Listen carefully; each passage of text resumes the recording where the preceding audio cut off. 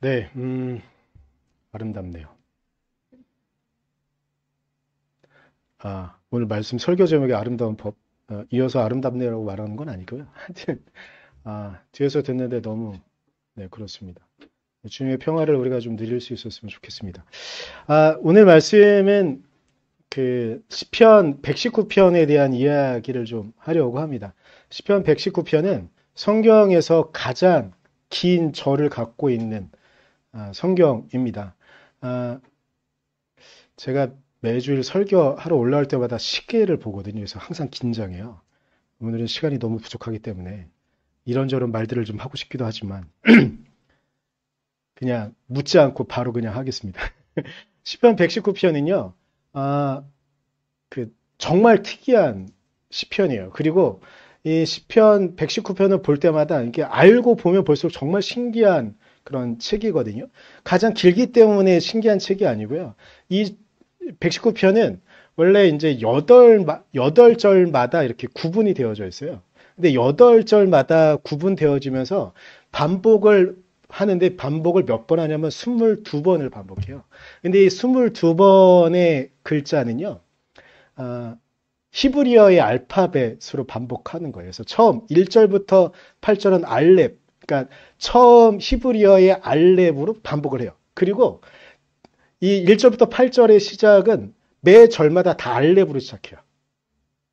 그리고 두 번째 반복인 9절부터 16절도 똑같이 두 번째 알파벳. 그래서 알렙으로 시작해서 탑으로 끝나는 이 반복이거든요. 그래서 8 곱하기 22여서 176편으로 되어져 있어요. 저는 히브리어로 119편을 들어본 적은 없어서 정확히 잘 모르겠는데 하여튼 히브리어로 이 운율을 갖고 시편을 읊는 소리를 들으면 원래 우리나라 말은 고조가 없잖아요. 그래서 그 언어 자체로는 아름다움을 표현하기가 좀 어려운데 이 히브리어로 표현되어져 있는 119편은 들어보면 모르겠는 히브리어 언어지만 은율이 너무 아름답대요. 그러니까 그렇게 잘 짜여져 있고 특이한 게 또 있는데 매 절마다 유사한 단어들이 계속 반복되어져요. 어떤 단어들이냐?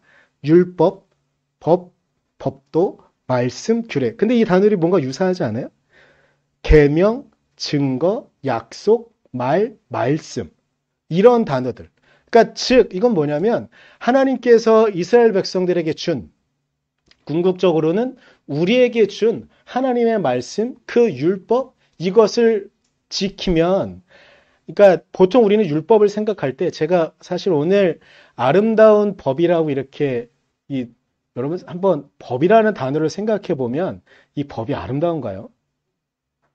원래 처음 했던 설교 제목은 아름다운 법이 맞은데 너무 좀 격한 것 같아서 아름다운 말씀으로 준비를 했다가 그냥 좀 강하게 가보자라고 하면서 이제 아름다운 법으로 했는데 법은 딱 생각하면 되게 딱딱하잖아요. 그리고 그걸 어기면 엄청 큰 법이라는 건 항상 어떤 법을 잘 지키면 상관은 없지만 법을 지키지 않으면 항상 어떤 징벌이 따르는 것이기 때문에 아름답다라는 말을 법에 붙이긴 좀 어려워요. 그게 우리가 갖는 1차적인 감정일 거예요. 근데 119편은 보면 하나님의 말씀이요. 하나님의 율례가 하나님의 법도가 아름다움을 느낄 수 있어요. 왜냐하면 우리가 보통 생각하는 토라 안에 나와 있는 율법은 보면 너네는 이것을 지켜야 된다. 이것을 지키지 않으면 이거 징벌이 따른다. 이런 게 있는데 시편 119편에서 말하고 있는 이 법은 그리고 이 말씀은 이것을 따라 지킴으로 우리가 갖게 되는 유익을 찬양하는 거예요. 그러니까 굳이 뭐 너네는 안식일을 지켜야 된다 이런 것이 아니라 이 하나님께서 우리에게 궁극적으로 주시는 그 말씀을 따름으로 우리가 누릴 수 있는 유익은 무엇이냐? 그리고 하나님께서 우리가 그 말씀을 따름으로 우리의 삶을 튼튼하게 견고하게 지켜주시는 것은 무엇이냐? 이런 것들을 증거하는 것이 시편 119편이거든요. 근데 제가 오늘 119편을 굳이 들고 온 이유 중에 하나는 법에 대한 이야기를 율법에 대한 이야기를 좀 한 번은 해야겠다는 생각이 좀 들어서 오늘 말씀을 좀 시편 119편으로 정했어요. 여러분 율법은 생각해 보면 되게 딱딱하죠.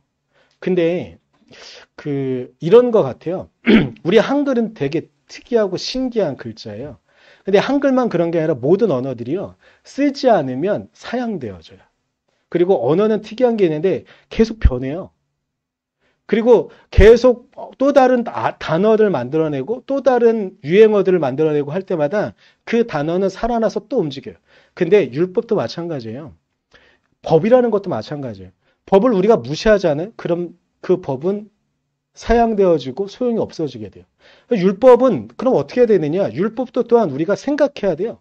그 율법을 우리에게 준 그 율법을 따르면서 규정되어져 있는 것을 우리의 실제 생활에 적용할 땐 이 적용을 어떻게 해야 되느냐가 중요해요. 그것을 하지 않잖아요. 그러면 율법은 사장되어지고 조금씩 조금씩 사라지게 되고 그 의미를 잃어버리게 될 거예요. 근데 시편 119편에 정말 특이한 게 있는데요.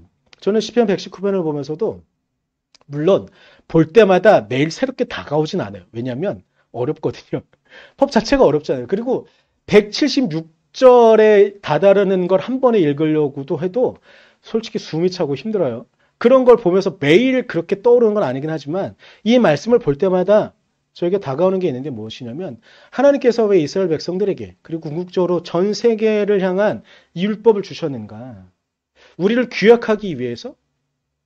우리를 억누르기 위해서 이 율법을 주신 것일까?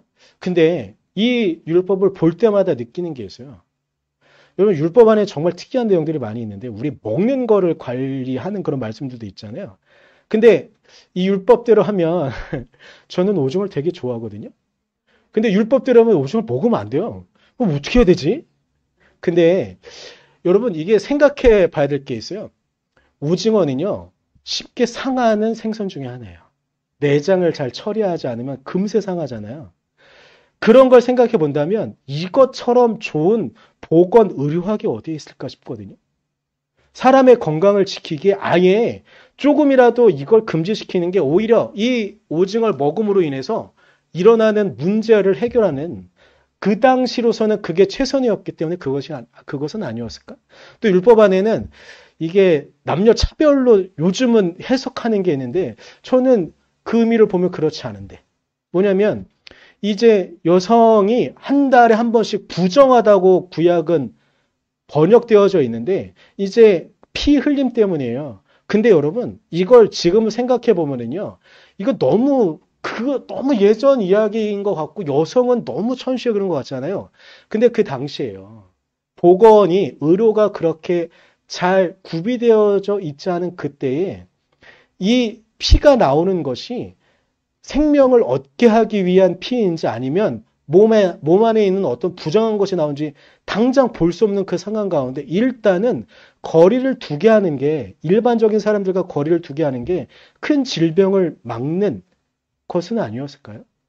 그렇기 때문에 율법은 왜 그렇게 쓰여지는지 생각해야 되는 것이 있어요. 요거는 그냥 간단한 이야기였고요. 저는 오늘 본격적으로 여러분과 술에 대한 이야기를 좀 하려고 그래요. 여러분, 요즘 한국 교회 강단에서요. 술에 대한 이야기는 쉽게 하기가 어려워요. 왜냐면요. 대부분의 사람들은요. 직장 생활을 하고 일반적인 삶을 살아가는 동안에 술은 한국 교회 공식적인 입장은 술은 먹으면 안 돼요. 교회법으로 정한 거예요. 이건 각 교단마다 교회법으로 그렇게 정했어요. 하지만 강단에서 술은 먹으면 안 됩니다라고 말하는 게 쉽지 않아요. 왜냐하면 일상적인 생활을 하는 이들 가운데 술은 참 문제거든요. 다른 사람과 관계를 맺는데 저는 이제 너무 목회자의 입장으로만 말할 수 없긴 하지만 그래서 좀 그렇긴 하지만 여러분도 아마 일상적인 삶을 살아가다가 누군가를 만나서 술 한 잔? 이게 참 어려운 문제인 거예요. 그래서 우리가 보통 생각하는 술에 관한 이야기는 에베소서 5장 8절에 나와 있는 말씀이에요. 술 취하지 말라. 방탕한 것이니 이는 방탕한 것이 오직 성령으로 충만함을 받으라라고 이렇게 표현되어져 있는 말씀 때문에 이건 이제 율법과 연결시켜서 그러니까 우린 술 먹지 말아야 된다라고 이야기하는데 근데 여기서 또 시비를 거는 게 있죠. 시시비비를 걸면서 이야기하는 게 있어요. 여기선 술 취하지 말라라고 했지 술 먹지 말라는 안 했지 않냐. 그러니까 좀 넘어가자. 이런 정서가 있어요. 그러면 이제 이 율법은 엄밀히 따지면 구약에서 이야기하는 것이기 때문에 이건 율법이 아니니까라고 핑계 삼을 수도 있어요. 그러면 구약 안에선 술 먹지 말라는 이야기가 있을까 없을까? 당연히 있습니다. 신명기 21장 20절과 21절에 나오는 이야기인데요. 이거는 이제 예, 넘어가 주시면 네. 20절은 이렇게 말해요. 그 성읍 장로들에게 말하기를 우리의 자식은 완악하고 패역하여, 그러니까 잘못하고 있는 자식들에 대한 이야기예요. 우리 말을 듣지 아니하고 방탕하며 술에 잠긴 자라 하면, 근데 이 사람들은 어떻게 해야 되느냐? 21절에 그 성읍의 모든 사람들이 그를 돌로 쳐 죽일지니, 이 율법이 다 이래요. 말을 듣지 않으면 이렇게 아주 심한 징벌을 내려야 된다라고 이야기하죠. 자, 이제 넘어가 주시면 돼요. 근데 여기서도 중요한 부분이 있는데 또 뭐냐면 술에 잠긴 자라. 그러니까 그 당시에 술 먹는 건 그냥 상수였어요. 하지만 술에 심하게 빠져 있는 건 안 된다라고 금지하는 거거든요. 그래서 항상 유예를 둬요. 그러면 우리는 술은 어떻게 받아들여야 되느냐? 음주 문화는 어떻게 받아들여야 되느냐? 그리고 이제 그 교회사와 관련된 이야기여서 여러분에게 도움을 드릴 정보를 하나 말씀드릴게요. 서양은 음주를 금하지는 않아요. 술 먹는 거는 어느 정도는 인정을 해요. 하지만 에베소서에서 말하고 있는 것처럼 신명기에서 말하고 있는 것처럼 술에 취하는 것, 정신을 놓는 건 못하게 하죠. 근데 왜 그러냐면요. 문화적인 차이도 있고요. 일단 한국의 이야기를 먼저 할게요. 한국은 대부분 교회법은 선교사들이 먼저 정했어요. 그런데 선교사들이 한국에 들어왔는데 조선 땅에 들어온 거죠. 근데 조선 땅에 정말 많은 사람들이 가난하게 사는 이유, 힘들게 사는 이유가 무엇이었냐? 선교사님이 막 고민하고 하다가 이 사람들의 생활을 개선하려고 노력했는데 쉽게 잡히지 않았었어요. 근데 한 교단이 나서서 이것의 가장 큰 문제는 술과 노름과 아편과 비슷한 마약들이구나. 이걸 단호하게 교회에서 금지시켜야겠다라고 나선 교단이 있었어요. 그 교단은 우리 성탄절만 되면 이렇게 종치는 구세군이에요. 구세군은 원래 이제 군인적인 이미지도 강하기 때문에 삶 자체도 되게 군인처럼 각 잡힌 삶을 살거든요. 그래서 일단 구세군에서 먼저 이건 조선 사람들에게 술과 담배와 마약 그리고 저보다 한 두세 대 전만 해도 부자들은 그 첩을 두고 막 이랬었잖아요. 하여튼 그랬대요. 근데 그것도 또한 교회에선 단호하게 금지시켜야겠다라고 먼저 나서요. 그걸 듣고 다른 교단들도 우리 교단도 이걸 교인의 정결한 삶에 규약으로 넣어야겠다라고 이야기해요.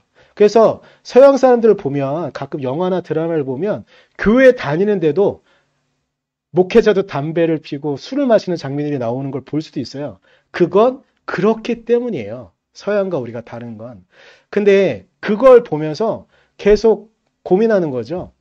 술은 어찌 보면 다른 사람들과 관계를 맺는데 어떻게 해야 되지? 하면서 강단에 선 목회자들도 단호하게 말을 좀 못해요. 그러면 이 율법은 또다시 해석되어져야 되겠죠. 그럼 어떻게 해야 될까? 저는 저의 개인적인 이야기를 먼저 좀 하겠습니다. 저는 술을 먹지 않습니다. 못 먹는 게 아니라 먹지 않아요. 저는 왜 안 먹냐면 교회 다니기 전부터 저의 결심이었었어요. 저는 저희 아버지가 평생 술만 드시다가 돌아가셨다고 저는 생각하고 있거든요. 그렇기 때문에 저는 저희 아버지의 선한 면은 받아들이겠지만 그런 부분은 받아들이고 싶지 않아서 술은 먹지 않아요. 근데 개인적인 삶이라고 말씀드렸으니까. 근데 제가 한 5년 정도 사역을 전혀 못하던 시기가 있었어요. 심지어 주일날 교회도 잘 못 나가. 한 그 5년의 기간 가운데 한 2년, 3년은 주일날도 교회를 못 나가던 시간이 있었어요. 정말 저 깊은 지하에 있던 시기예요. 근데 그때 제가 어떤 사람들과 만나는 시간이 있었거든요. 근데 저는 고등학교 때도 술을 먹지 않았고 뭐 하여튼 그렇기 때문에 저희 아버지 때문에 먹지 않았기 때문에 저는 군대에서도 술을 먹지 않았어요. 군대 갔다 오신 분들은 아실 거예요. 군대에서 술을 안 먹는다는 게 얼마나 어려운지. 첫 회식 자리에 신병이 술을 안 먹습니다라고 말하는 건 쉽지 않거든요. 근데 저는 딱 그랬어요. 저는 아직도 그날의 그 장면을 기억하는데 첫 회식 자리에서 완고는 원래 힘이 없어요. 아시겠지만 투고가 딱 돌리는 거예요. 근데 저는 술을 먹지 않습니다. 근데 저는 기적이라고 생각하는데 투고가 딱 왜? 이유가 있습니다. 보통은 이유를 설명해야 되잖아요. 근데 전 신기했는데 완전 주의 은혜 같았었어요. 투고가 딱 이러는 거예요. 그래? 먹지 마. 여러분 군대 갔다 온 사람들이 이게 얼마나 힘든 일인지 아실 거예요. 근데 저는 딱 그랬어요. 이게 이렇게 쉬운 일이었나? 그러면서 그렇게 넘어가긴 했는데 제가 정말 사역 못하던 5년의 깊은 땅 속에 있을 때 다른 사람들과의 모임을 가졌었는데 제가 술을 먹지 않는다는 건 알고 있었지만 형님 중에 한 분이 저보다 5살 많은 형님 중에 한 분이 저를 부르면서 형을 위해서 너가 한 번 좀 술을 마셨으면 좋겠다 막 이러는 거예요. 그래서 제가 한 잔을 마셨어요. 근데 그 순간 저희 아버지의 마음이 딱 이해가 확 됐어요. 저는 술을 마시지는 않지만 사람들이 술과 관련된 이야기들을 많이 들어봤는데 그 중에 하나 뭐였냐면 인생이 정말 쓴 걸 아는 건 술이 달아질 때쯤이다라고 이야기하는 걸 들었는데 저는 그날 술을 먹는데 한 잔을 마시는데 술이 달더라고요. 그래서 내 아버지가 이랬구나라는 생각이 들었거든요. 근데 저는 술은 저의 개인적인 삶 때문에 안 먹었던 것이었지만 율법 안에서 술을 금지하는 이유 한번 생각을 해보면요. 술은요. 어찌 보면 처음 한 잔 정도는 우리의 상황을 좀 편하게 다른 사람과의 관계를 편하게 만들 수 있어요. 근데 한 잔이 두 잔이 되고 두 잔이 세 잔이 돼서 사람이 술을 먹는 단계가 아니고 술이 사람을 먹는 단계가 되잖아요. 그러면 사회에 끼치는 악이 너무 큽니다. 끊임없이 계속 일어나는 문제들이에요. 이런 상황들 가운데 저는 여러분에게 어떤 결단을 강요할 수는 없습니다. 근데 저는 여러분이 좀 결단할 수 있었으면 좋겠습니다. 그리고 술 하나 전 안 먹습니다라고 말한다고 해서 여러분의 관계가 무너진다고 한다면 그 관계는 어차피 무너질 관계였던 거라고 저는 생각해요. 그래서 저는 여전히 여러분 저의 선언을 저의 말씀을 듣고 싶지 않을 분들도 있을지 모르겠지만 술은 여전히 드시지 않았으면 좋겠습니다. 그리고 우리나라에 우리 지역에 유대 땅이 아니라 우리 이 땅에서 술에 대한 율법이 선포되어진다면 저는 이렇게 선포되어질 것 같습니다. 술은 마시지 말아라. 왜냐면요. 우리가 이제 지역적인 생각을 좀 해야 되는 게 있는데 유대 땅과 유럽 땅은요. 우리는 참 좋은 땅에서 태어났는데요. 물이 좋지가 않아요. 물이 기본적으로 석회가 섞여 있는 물들이에요. 정제한다고 한참 담가뒀다가 하면 밑에 석회가 쌓인다고 하잖아요. 그만큼 물이 좋지가 않아요. 그래서 물을 좀 신선하게 만들 수 있는 방식 중에 하나가 연하게 포도주를 만드는 거였겠죠. 그래서 술은 기본적인 거였어요. 하지만 대한민국 땅은요. 물이 너무 깨끗하고 좋아요. 그렇다면 이 땅에서 율법이 선포되어졌다면 술 취하지 말라가 아니고 술 마시지 말라고 선포되어졌을 것 같아요. 여러분에게 큰 부담을 드리는 것인지 모르겠지만 술에 대한 율법을 다시 해석해 보아도 저는 술은 마시지 말라고 말하는 게 맞는 것 같습니다. 두 번째가 있는데요. 우리가 지지난 주에 한 주간 주일부터 수요일까지 부흥회를 했는데 제가 세 번째 날에 너무 큰일이다 싶었던 게 있었는데 강사 목사님께서 동성애에 대한 이야기를 딱 꺼냈을 때 이런 위험한데 제가 왜 위험한데 옆에서 생각을 했냐면 동성애 얘기를 하면 분명히 정치 얘기로 넘어갈 수밖에 없거든요. 보통 그래요. 그래가지고 정치까지 가면 안 되는데 근데 그 목사님께 그나마 감사했던 건 정치 얘기를 꺼내셨다가 거기서 멈춘 게 저는 너무 감사했어요. 제가 서북교회에서 정치 얘기가 얼마나 힘든지 어려운지 저는 알고 있습니다. 그래서 그 뒤까지 넘어가면 안 되는데 했는데 다행히 거기서 멈춰주셔서 정말 다행이긴 했는데 그 부분 때문에 혹시 또 그러셨나라는 생각이 드신 분들은 너무 죄송하다는 말씀 드리겠고요. 그리고 그 목사님도 최대한 그 의도는 동성애에 대한 이야기였으니까 정치 이야기 나온 부분은 거기서 멈춰 주셨으니까 해주셨으면 좋겠는데 동성애에 대한 이야기를 좀 해야 될 것 같습니다. 동성애는 분명한 사실이 있는데요. 그건 죄예요.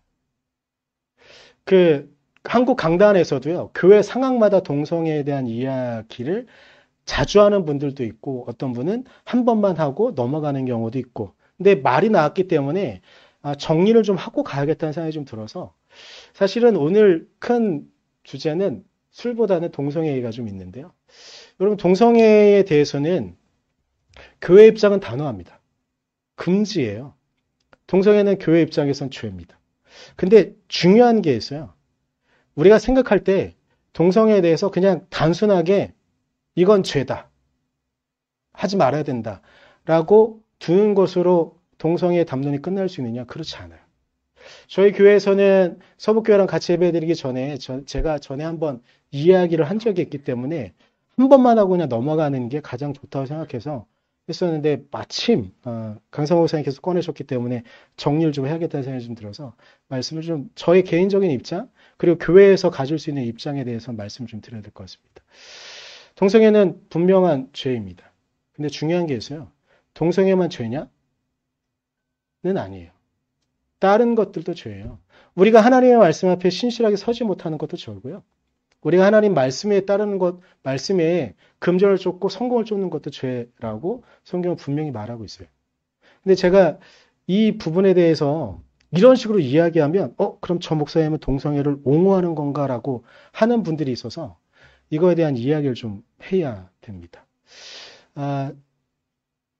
저에게 어떤 말씀을 하신 분이 있는데 이게 저에게 직접 어떤 목사님이 하신 건지 아니면 어떤 매체에 나와서 누가 한 말을 제가 기억하고 있는지 정확히 기억이 좀 가물가물하긴 한데 어떤 분이 이렇게 말씀하신 적이 있는데 동성애를 죄라고 단호하게 말하고 그것만 몰아내야 된다고 말하는 사람들의 특징이 있는데 그 중에는 뭐냐면 자신은 절대로 동성애를 하지 않을 거기 때문에 나는 절대로 빠지지 않을 죄니 그걸 몰아내려고 하는 거다라고 말하는 분이 있었거든요. 혹시 그런 심리로 우리가 동성애를 보고 있다면 우리는 그건 좀 한번 접어야 돼요. 우리도 똑같은 죄인이라는 입장 안에 저의 기본적인 입장은 이렇게 이야기하면 어떤 분들은 그럼 동성애 옹호하는 거 아니냐 그러는데 저는 동성애자를 교회에서 품어야 된다고 생각합니다. 품어야 된다고 생각하는 건 괜찮아라고 말하는 게 아니고요. 너도 동성애라는 죄에 있어. 근데 나도 내가 빠져있는 죄에 있어. 이 죄를 갖고 같이 하나님께 기도했으면 좋겠어가 저의 기본적인 입장이에요. 근데 제가 이런 입장을 갖게 된 이유가 있는데요. 제가 한 10여년도 전의 이야기인데 몇 년 동안 사역을 못 하다가 그 5년이 지난 그 다음이에요. 이제 사역을 시작했는데 정말 사역을 시작할 때 감사했어요. 이제 다시 주님의 길에 사역자로서 설 수 있다는 게 감사했는데 첫 수련을 간 때였어요. 여름 수련을 딱 갔거든요. 근데 그 프로그램 중에 하나가 아이들끼리 이제 돌아다니면서 같이 기도하는 거였어요. 근데 그 당시에 고2 여자아이가 제 앞에 딱 섰는데 내가 딱 한마디를 했어요. 선생님, 저는 사실은 동성애를 하고 있어요. 근데 그때 제 표정이 어땠는지 생각해보면 정말 말도 아니었을 것 같아요. 어떻게 말해야 되지? 어떻게 말해야 되지? 막 하던 그런 것 같아요. 여러분 앞에 혹시 내가 동성애를 하고 있어요 라고 말한 사람이 그것도 어린아이가 있다고 하면 여러분 어떻게 하셨을 것 같아요? 그래서 사실은 그 당시 바로 앞에서는 뭐라고 어떻게 말을 못 하겠더라고요. 그래서 제 멘토 목사님한테도 말씀을 한번 논의를 해봤는데 목사님도 뭐라고 말을 잘 모르겠네. 이렇게 말씀을 사실은 답이 없었었어요. 근데 이 아이가 그 당시에 영화 아저씨가 개봉할 때였거든요. 아저씨는 청소년 관람 불가잖아요. 근데 얘가 전선생님 저 아저씨 보고 싶은데 보여주세요. 그래? 예매는 내가 끊을게 하는데 너 어떻게 하려고? 근데 하여튼간 그렇게 해서 좋은 방법은 아니었지만 이 아이를 어디서 주안역에서 만나기로 하고 만나는데 얘가 너무 언니의 가발이랑 옷들을 다 빌려서 이렇게 처녀 아가씨처럼 하고 와서 이렇게 영화를 봤어요. 아가씨를 보고 나서였는지 보기 전이었는지 제가 그날 그 아이에게 이런 말을 했어요. 제가 그때가 이제 30대 한 후반 정도였던 것 같은데, 뭐, 여자친구도 없었고, 저희 아내랑 결혼을 되게 늦게 한 편, 40대에 한 편이기 때문에, 했기 때문에, 여자친구도 없고 막 그런 상황이었는데, 제가 이 아이랑 이야기할 때 저는 제 이야기를 했어요.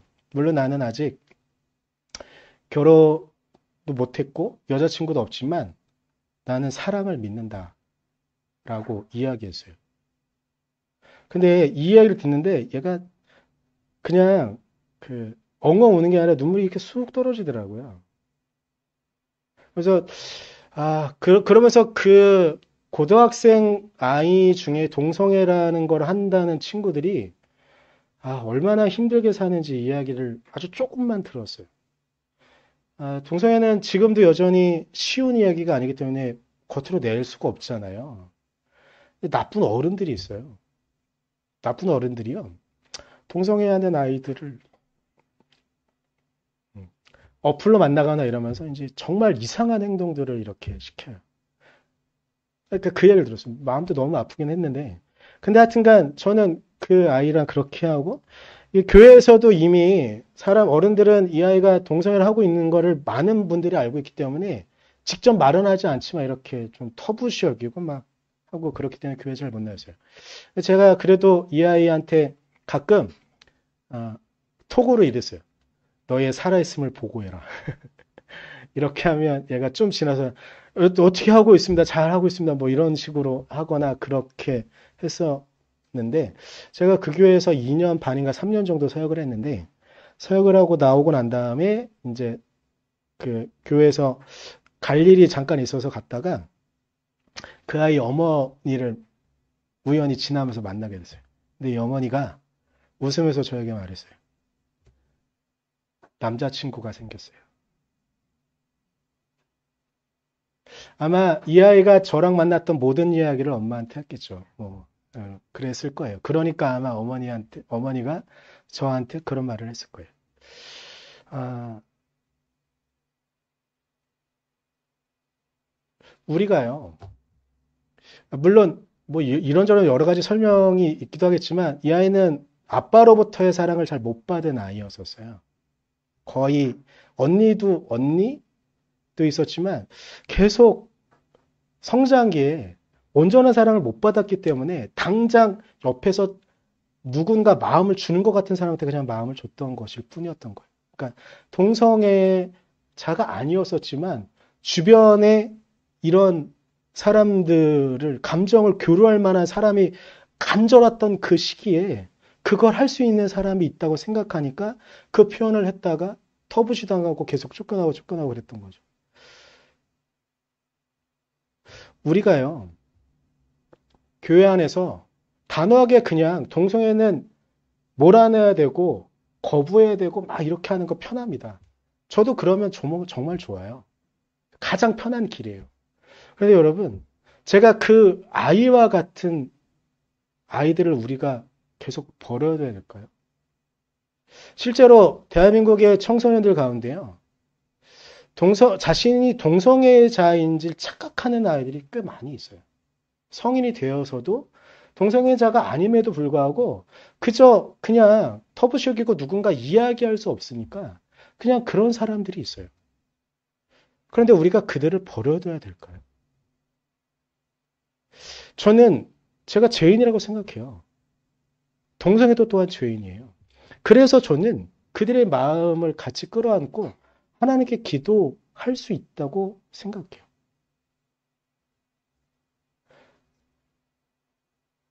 율법은요.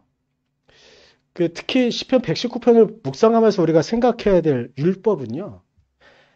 너가 이러니까 죄인이야라는 걸 밝히 드러내려고 율법을 주셨다고 저는 생각하지 않아요. 근데 어떤 거냐면 특히 시편 119편을 보면서마다 느끼는 건 뭐냐면 너네 율법이 있는 건 너를 죄인으로 그래서 너를 던져버리고 저 끝, 땅 끝에 있는 소울에 너네가 머물게 하려고 내가 율법을 주는 게 아니라 이 율법을 통해서 너희들은 내가 필요해를 알려주시려고 율법을 주셨다고 저는 생각해요. 우리가 죄인임을, 그래서 우리의 힘으로는 이 죄를 해결할 수 없음을 하나님께서 알도록 하기 위하여 이 땅에, 특히 유대인들을 통해서 이 땅에 우리에게 율법을 주셨다고 생각해요. 그런데 우리는 그걸 깨닫지 못했죠. 그래서 율법 자체가 이 땅에 오셨어요. 말씀 자체가 이 땅에 오셨어요. 예수 그리스도께서 십자가에 달리신 이유는 죄된 인간의 몸을 입고 그분께서 그렇게 싸우시다가 인간의 죄된 몸으로는 죽는 거 말고는 이 죄를 해결할 수 없는 걸 아셨기 때문에 그렇기 때문에 그분께서 우리를 위하여 십자가에 달려 돌아가셨다고 생각합니다. 그런데 하나님은 그것으로 끝내지 않으셨잖아요. 하나님께서 그 죄된 우리의 몸을 부활시키시면 하나님께서 주시는 승리가 있다고 우리는 확신할 수 있지 않겠습니까? 동성애자들 물론 죄인입니다. 근데 그들만 죄인일까요? 저는 절대로 동성애자가 될 수 없습니다. 솔직히 말하면 동성애라는 단어만 들어도 저는 사실은 싫어요. 이게 기본적인 것일 거예요. 근데 나는 절대로 그거에 빠지지 않을 거야. 너는 끝까지 죄인이고 너는 영원히 구원받을지 못할 거야 라고 버려둔다면 우리에게 아무 문제가 없을까요? 하나님은 그들을 위해서도 예수 그리스도를 보내신 것이 아닐까요? 저는 제가 만났던 그 아이가 남자친구가 생기고 지금은 뭐 연락도 안 되니까 어떻게 지내는지 모르겠지만 그 과정에 제가 어떤 역할을 했다고 생각하지 않아요. 그냥 나는 사랑을 믿어라는 그 말 한마디에 얘가 눈물을 흘리면서 뭔가를 변화를 시킨 건 제가 한 게 아니라 하나님께서 그 시점에 다행히 고등학교를 졸업하기 전에 그 조금은 예민할 수 있는 감정 가운데 진정한 사랑이 있다라는 걸 하나님께서 그 친구에게 그리고 고등학교를 졸업하고 좀 지나지 않아 남자친구가 분명히 생길 수 있었던 그런 것들을 보여주신 것은 아니고 우리 주변에요. 동성애자가 아닌데 동성애를 하고 있는 이들이 있을 수 있습니다. 근데 우리는 그들을 그냥 내버려 둬야 될까요? 율법은 우리가 죄인임을 말하고 있습니다. 근데 죄인이어서 우리를 손가락질하고 너 그냥 저곳에서 죽어. 이렇게 하기 위해서 우리에게 율법을, 말씀을, 법을 주신 것이 아니라 그 법 안에 담겨져 있는 아름다움, 하나님의 그 사랑을 발견하라고 그 율법을 주셨다고 저는 믿습니다. 우리는 이 땅을 살아갈 때요. 하나님의 그 아름다운 법을 우리의 마음 가운데 새길 수 있었으면 좋겠습니다. 진정한 그 뜻을 품어서 이 땅 가운데 하나님의 법이 필요한 이들, 하나님의 사랑이 필요한 이들, 하나님의 말씀이 필요한 이들에게 우리가 조금은 더 그 말씀을 드러낼 수 있는 우리가 되었으면 좋겠습니다. 기도하겠습니다. 주님, 오늘은 조금은 좀 어려운 이야기, 우리의 삶과는 멀리 떨어져 있는 것 같은 이야기를 좀 나누었습니다. 그러나 하나님께서 이 땅의 모든 이들을 품어서 말씀하시는 그 법은, 그 율법은, 그 말씀은 결국은 하나님 당신의 사랑을 드러내기 위한 것임을 우리는 믿습니다.